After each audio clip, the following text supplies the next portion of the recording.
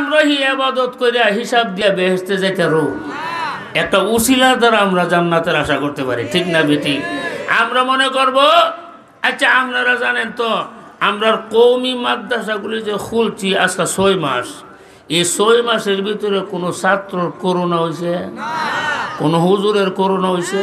আচ্ছা যদি 5টা ছাত্রর করোনা হইতো পরের দিন তালা লাগাই নিল সরকারে, মাদ্রাসা চলতে দেওয়া হবে না, করোনা হচ্ছে,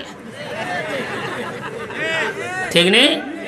আজ পর্যন্ত একটা ছাত্রের করোনা হয় নাই, একজন হুজুরের করোনা হয় নাই।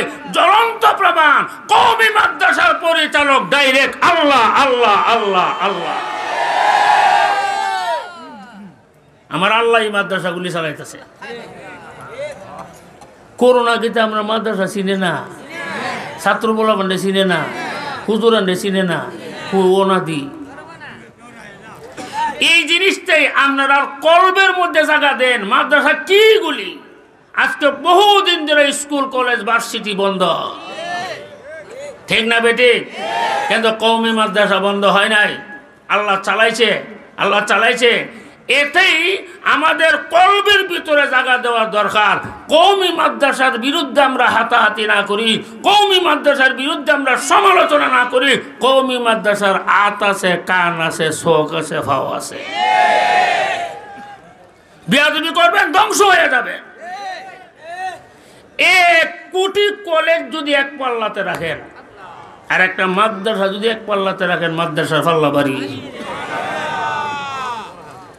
মাদ্রাসাগুলি যে আল্লাহ সালা আপনার বিশ্বাস রুচিনি, আল্লাহর কুদরতি নজর যে মাদ্রাসাগুলির মধ্যে আপনার বিশ্বাস রুচিনি, এই মাদ্রাসাগুলির উসিলা যে আল্লাহ আমরা মাফ করে দেবো এটা বিশ্বাস হইছিনি। যে মাদ্রাসাগুলির সাথে আমরা সম্পর্ক রাখার দরকার আসেনি। আরো জোরে কর, কার কার দরকার হাত তুলেন। আল্লাহ কবুল করো, জোরে বলেন আমি।